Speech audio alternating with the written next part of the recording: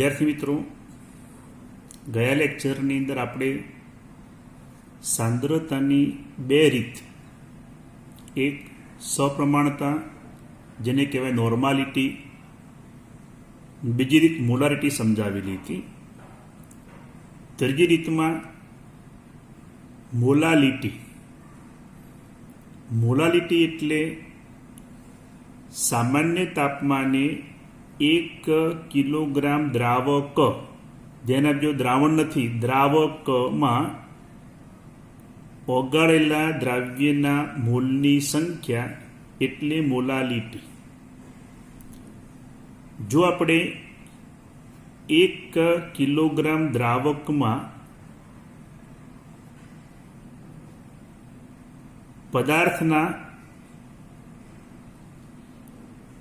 1 mall ઓગાળીએ તો એની molality 1 થાય. જો 2 મોલ ઓગાળીએ તો તેની મોલાલિટી 2 થાય. 3 મોલ ઓગાળીએ તો એની મોલાલિટી જે એ 3 થાય. આમ લખી શકાય કે મોલાલિટી બરાબર મોલ પ્રતિ કિલોગ્રામ. મતલબ એ થયો કે દ્રાવ્યના મોલ છેદમાં દ્રાવકનું વજન કયા એકમમાં? કિલોગ્રામમાં. મિત્રો, આપણે જાણીએ મોલ બરાબર શું થાય? વજન ભાગ્યા અણુભાર. એટલે આ મોલ બરાબર આપણે લખીએ કે દ્રાવ્યનું વજન છેદમાં દ્રાવ્યનો અણુભાર ગુણ્યા છેદમાં 1 દ્રાવકનું વજન કયા એકમમાં? કિલોગ્રામમાં. તો મોલાલિટીનું આપણને એક સૂત્ર મળે કે મોલાલિટી બરાબર દ્રાવ્યનું વજન છેદમાં દ્રાવ્યનો અણુભાર ગુણ્યા 1 દ્રાવકનું વજન કિલોગ્રામમાં. હવે આપણે આગળ સમજાવ્યા પ્રમાણે ઉપર નીચે 1000 વડે ગુણીએ તો લખાય દ્રાવ્યનું વજન કયા એકમમાં? ગ્રામમાં. છેદમાં દ્રાવ્યનો અણુભાર ગુણ્યા 1000 છેદમાં. મિત્રો, કિલોગ્રામને આપણે 1000 વડે ગુણીએ, કિલોગ્રામને 1000 વડે ગુણવાથી શામાં રૂપાંતર થાય? ગ્રામમાં.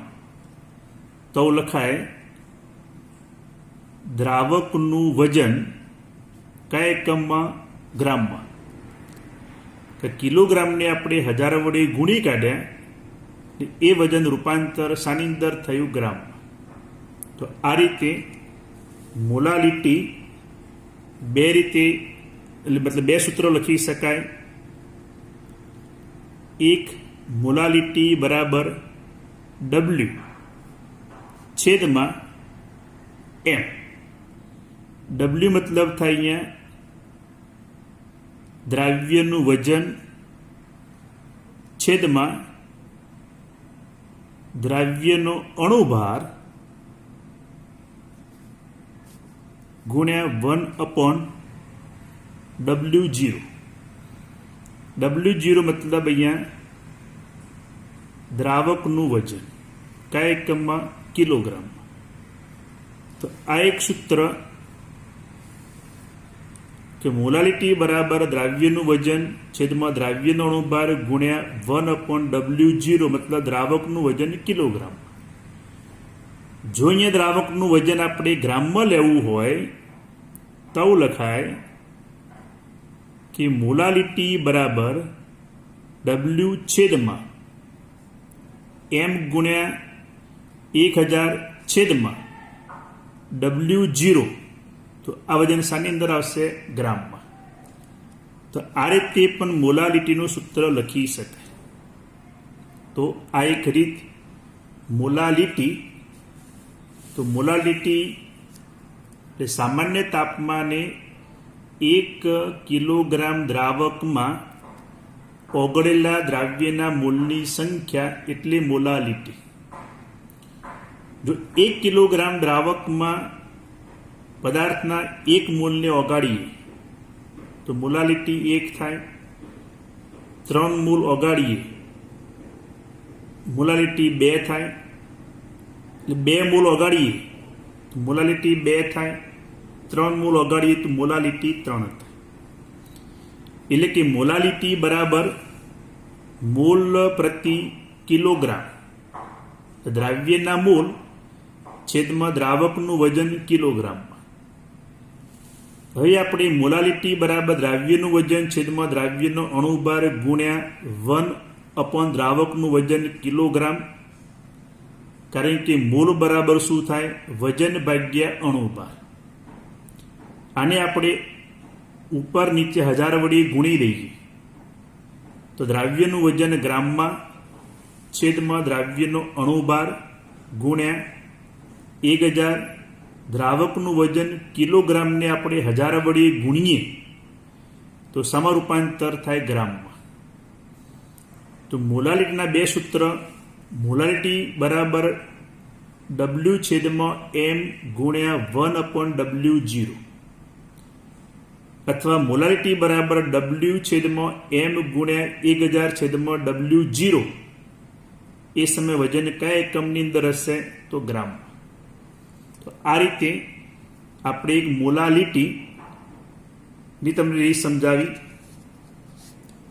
ત્યારબાદ જોઈએ આપણે એક મોલ અંશ. ધ્યાન જો મિત્રો, આની અંદર મોલ અંશ.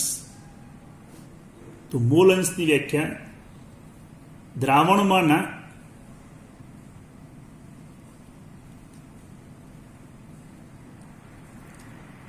કોઈ એક ઘટક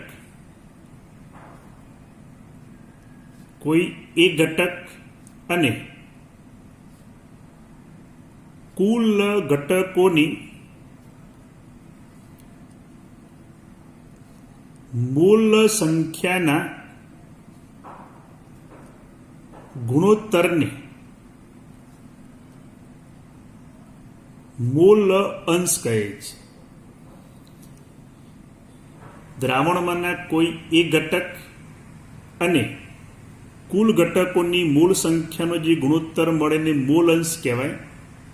લખાય કે મોલ અંશ બરાબર કોઈ એક ઘટકના મોલ છેદમાં કુલ ઘટકોની મોલ સંખ્યા. તો આ રીતે આપણને એના મોલ અંશ મળે. ટૂંકમાં દ્રાવણમાં તમારે જે ઘટકના મોલ અંશ શોધવાના હોય તે ઘટકના મોલ છેદમાં દ્રાવણમાં કુલ ઘટકોની મોલ સંખ્યા, તે ઘટકના મોલ અંશ મળશે. ધ્યાન રાખજો મિત્રો, દ્રાવણમાંના કુલ ઘટકોના મોલ અંશ નો સરવાળો એ હંમેશા એક જ હોય. દ્રાવણમાં જેટલા પણ ઘટકો હોય એ દરેક ઘટકના મોલ અંશનો કરી દઈએ આપણે સરવાળો, તો એ સરવાળો હંમેશા એક મળશે. આનું આપણે એક ઉદાહરણ જોઈએ. ધ્યાન રાખજો, 180 ગ્રામ પાણીમાં 4 ગ્રામ NaOH ઓગાળવાથી બનતા દ્રાવણમાં બનતા દ્રાવણમાં દ્રાવ્ય NaOH અને પાણીના મૂળ અંશ શોધો. ધ્યાન આપજો. આપણો પ્રશ્ન એ છે કે 180 ગ્રામ પાણીમાં 4 ગ્રામ NaOH ઓગાળવાથી બનતા દ્રાવણમાં દ્રાવ્ય NaOH અને દ્રાવક પાણી જ એના મૂળ અંશ આપણે શોધવાના છે. મિત્રો, મૂળ અંશ શોધતા પહેલા દ્રાવણમાં દરેક ઘટકના મૂળ શોધી કાઢીએ. તો પહેલું આપણે NaOH ના મૂળ બરાબર શું થાય? તો આપણે જાણીએ કે વજન છેદની અંદર અણુભાર. વજન કેટલું આપ્યું? રકમમાં 4 ગ્રામ. NaOH નો અણુભાર કેટલો થાય? 40. કારણ કે NaOH સોડિયમનો પરમાણુ ભાર 23, ઓક્સિજનનો પરમાણુ ભાર 16, હાઇડ્રોજનનો 1, એટલે 40 ગ્રામ પ્રતિ મોલ તેનો અણુભાર થયો. તો આપણને NaOH ના મોલ કેટલા મળે? 0.1. શોધ્યાશું આપણે મોલ. આ જ પ્રમાણે આપણે શોધીએ પાણીના મોલ. તો પાણીના મૂળ બરાબર શું થાય? વજન છેદની અંદર અણુભાર. વજન કેટલું તમને આપ્યું? 180 ગ્રામ પાણી. પાણીનો અણુભાર કેટલો થાય? 18. કેટલા મૂળ થયા? 10. માટે કુલ મૂળ કેટલા થયા? તો NaOH ના મૂળ કેટલા? 0.1 પ્લસ પાણીના કેટલા? 10. તો 10.1 મોલ થયા. કેટલા? કુલ મૂળ 10.1. હવે આપણે મોલ અંશ શોધીએ. તો NaOH ના મોલ અંશ બરાબર તમારે જેના મોલ અંશ શોધવાના હોય, જેમ કે આપણે NaOH ના મોલ અંશ શોધીએ તો NaOH ના મોલ છેદમાં કુલ મોલ. તો NaOH ના મોલ તમે કેટલા શોધ્યા હતા? 0.1 છેદમાં કુલ મોલ કેટલા? 10.1. તો આપણને 0.0099 મોલ અંશ મળે. એ પ્રમાણે H2O ના મોલ અંશ. તો H2O ના મોલ અંશ બરાબર શું થાય? H2O ના મોલ છેદમાં કુલ મોલ. તો H2O ના મોલ કેટલા? 10. કુલ મૂળ 10.1. તો આપણને 0.9901 મળે. માટે આપણે શોધીએ મૂળ અંશનો સરવાળો. મૂળ અંશનો સરવાળો બરાબર 0.0099 NaOH ના મૂળ અંશ પ્લસ 0.9901. તો આ સરવાળો આપણને 1 મળશે. કેટલો મળ્યો? 1. આ રીતે દ્રાવણમાંના દરેક ઘટકના મૂળ અંશ શોધ્યા પછી આપણે મૂળ અંશનો કરી દઈએ સરવાળો. તો એ મૂળ અંશનો સરવાળો હંમેશા 1 મળશે. જો આમ પણ શોધી શકાય કે NaOH ના મૂળ અંશ 0.0099. તો H2 ના મોલ અંશ 1 માંથી બાદ કરી દઈએ તો તો પણ આપણને 0.9901 મળશે, કારણ કે દ્રાવણમાંના દરેક ઘટકના મૂળ અંશનો સરવાળો હંમેશા 1 થાય. એટલે ધારો કે આપણને કોઈ રકમમાં એના મૂળ અંશ ધારો કે 0.3 આપેલા છે, બીના મૂળ અંશ 0.5, તો સીના મૂળ અંશ કેટલા? તો મૂળ અંશનો કુલ સરવાળો કેટલો થાય? 1. તો આપણને એના આપ્યા 0.3, બીના 0.5, તો સીના કેટલા? 1 માઇનસ 0.8, તો કેટલા મળ્યા? 0.2. તો 0.5 અને 0.3 એટલે 0.8 થશે. 1માંથી બાદ કરી દો તો આપણને સીના મૂળ અંશ મળશે. તો આ રીતે મિત્રો મૂળ અંશ એટલે દ્રાવણમાંના કોઈ એક ઘટક અને કુલ ઘટકોના મૂળની સંખ્યાનો જે ગુણોત્તર મળે, એટલે દ્રાવણને કોઈ એક ઘટકના મૂળ અને કુલ ઘટકોની મૂળ સંખ્યાના ગુણોત્તરને મૂળ અંશ કહે છે. એટલે મૂળ અંશ બરાબર કોઈ એક ઘટકના મૂળ છેદમાં કુલ ઘટકોની મૂળ સંખ્યા. દ્રાવણમાંના કુલ ઘટકોના મૂળ અંશનો કરી દઈએ આપણે સરવાળો, તો હંમેશા 1 થાય. જે મેં તમને આ દાખલાના ઉદાહરણ દ્વારા એ ઘટના મેં તમને સમજાવી. હવે આપણે ટકાવારી રીત જોઈએ. ટકાવારીની અંદર આમ તો 3 છે. સૌથી પહેલા આપણે જોઈએ વજનથી ટકાવારી.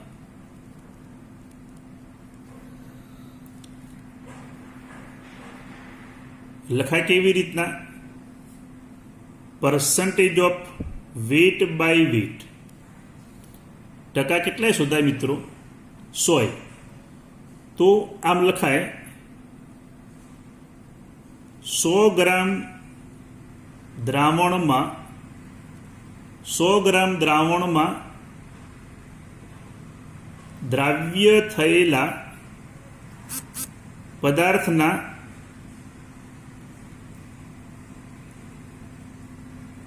ગ્રામમાં વજનને percentage of weight by weight એટલે કે વજનથી ટકાવારી કહે છે. કારણ ટકા હંમેશા 100 શોધાય. તો 100 ગ્રામ દ્રાવણમાં દ્રાવ્ય થયેલા પદાર્થના ગ્રામમાં જે વજન રહ્યું એ વજનને percentage of weight by weight એટલે કે વજનથી ટકાવારી કહે છે. તો સૂત્ર percentage of weight by weight બરાબર દ્રાવ્યનું વજન ગુણ્યા 100 છેદમાં દ્રાવણનું વજન કયા એકમમાં? ગ્રામમાં. આ સૂત્ર કેવી રીતના આવ્યું? ધારો કે આપણને y ગ્રામ દ્રાવણમાં x ગ્રામ પદાર્થ દ્રાવ્ય થયેલો છે. આપણે ધારો કે y ગ્રામ દ્રાવણમાં x ગ્રામ પદાર્થ દ્રાવ્ય થયેલો છે. તો વજનથી ટકાવારી શોધવા માટે ટકા 100 શોધાય. તો 100 ગ્રામ દ્રાવણમાં કેટલા ગ્રામ પદાર્થ દ્રાવ્ય થયેલો હશે? તો સૂત્ર શું થાય? 100 ગુણ્યા x ગ્રામ. કોનું વજન? દ્રાવ્યનું વજન. એટલે દ્રાવ્યનું વજન છેદમાં y ગ્રામ એટલે કોનું વજન થયું? દ્રાવણ. એવું લખાય 100 ગુણ્યા x છેદની અંદર y. એટલે 100 આવી ગયા અહીંયા. x કોનું વજન? દ્રાવ્યનું વજન. લખ્યું આપણે દ્રાવ્યનું વજન છેદમાં y ગ્રામ. તો y ગ્રામ કોનું વજન થયું? દ્રાવણ. તો આ રીતે પર્સન્ટેજ ઓફ વેટ બાય વેટનું સૂત્ર લખી શકાય. ધારો કે હું સમજાવવામાં ધ્યાન આપજો. 5% વેટ બાય વેટ NaOH દ્રાવણ. આનો મતલબ શું થાય કે 100 ગ્રામ દ્રાવણમાં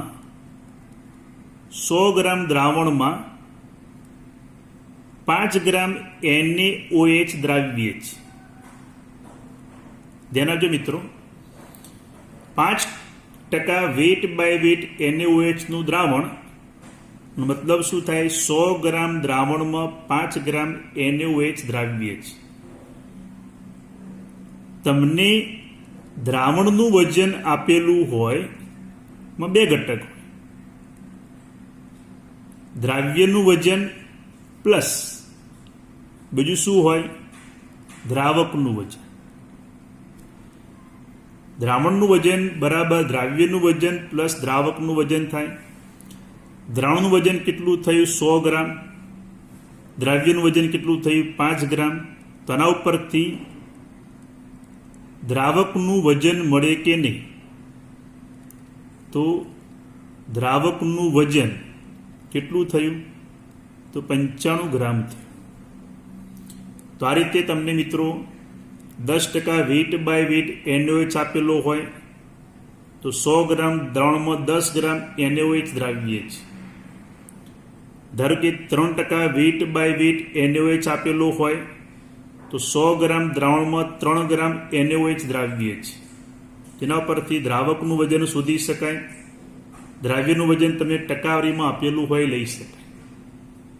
તો આ થઈ વજનથી ટકાવારી કે 100 ગ્રામ દ્રાવણમાં દ્રાવ્ય થયેલા પદાર્થના ગ્રામમાં વજનને percentage of weight by weight એટલે કે વજનથી ટકાવારી કહે છે. સૂત્ર percentage of weight by weight બરાબર દ્રાવ્યનું વજન ગુણ્યા 100 છેદમાં દ્રાવણનું વજન. વિદ્યાર્થી મિત્રો, સાંદ્રતા દર્શાવવા માટેની છેલ્લી રીત વજન કદથી ટકાવારી લખાઈને percentage of weight by volume, જે વજન કદથી ટકાવારી. આગળ શું હતું? આપણે વેટ બાય વેટ, અહીંયા વેટ બાય વોલ્યુમ એટલે વજન કદથી ટકાવારી. આગળ આપણે વ્યાખ્યામાં એટલો ફેરફાર, આગળ વજનથી હતું એટલે 100 ગ્રામ દ્રાવણ હતું. કદ હંમેશા mlમાં હોય, લખાય 100 ml. એટલે 100 ml દ્રાવણમાં દ્રાવ્ય થયેલા પદાર્થના વજનને percentage of weight by volume એટલે કે વજન કદથી ટકાવારી કહે છે. તો percentage of weight by volume બરાબર 100 ગુણ્યા W દ્રાવ્યનું વજન છેદમાં VML એટલે દ્રાવણનું કદ. એટલે 100 ગુણ્યા દ્રાવ્યનું વજન ગ્રામમાં છેદમાં દ્રાવણનું કદ mlમાં. જો 5% વેટ બાય વોલ્યુમ આપેલું હોય કોઈ પણ પદાર્થ, મતલબ એ થાય કે 100 ml દ્રાવણમાં 5 ગ્રામ પદાર્થ દ્રાવ્ય થયેલું છે. તો મિત્રો, ધોરણ 11ની અંદર આપણે આટલી રીતો મેં તમને સમજાવી. એક કઈ નોર્માલિટી, કેપિટલ N સંજ્ઞા. બીજી કઈ મોલારિટી. ત્રીજી કઈ મોલાલિટી. ચોથી કઈ તો આપણે અહીંયા મોલ અંશ. પાંચમી કઈ percentage of weight by weight. છઠ્ઠી કઈ percentage of weight by volume. ધોરણ 11ની અંદર આટલી રીતો આપણે આવશે. ધોરણ 12ની અંદર બીજી બે રીતો ઉમેરાશે. એક percentage of volume by volume ને બીજી ppm પાર્ટ્સ પર મિલિયન. નજીક આવશે આપણે ફોર્માલિટી. આ 3 રીતો જે રહી એ ધોરણ 12ની અંદર આવશે. અત્યારે આપણે એનો અભ્યાસ કરવાનો નથી. તો મિત્રો, આના ઉપર આધારિત જે દાખલા હશે એ આપણે આવતા લેક્ચરમાં સમજાવીશું. દરેક રીતમાં તમને જ્યાં સમજણ ના પડી હોય મને ફોન કરી નાખજો, તો સમજાવીશ. પણ દરેક સપ્રમાણતા હોય, મોલારિટી હોય, મોલાલિટી હોય, મોલ અંશ હોય, વેઇટ બાય વેઇટ કે વેઇટ બાય વોલ્યુમ, દરેકના સૂત્રો આપણને ખાસ યાદ હોવા જોઈએ, તો જ એના દાખલા ગણી શકાશે. તો આવતા લેક્ચરમાં આપણે દાખલા સમજાવીશું.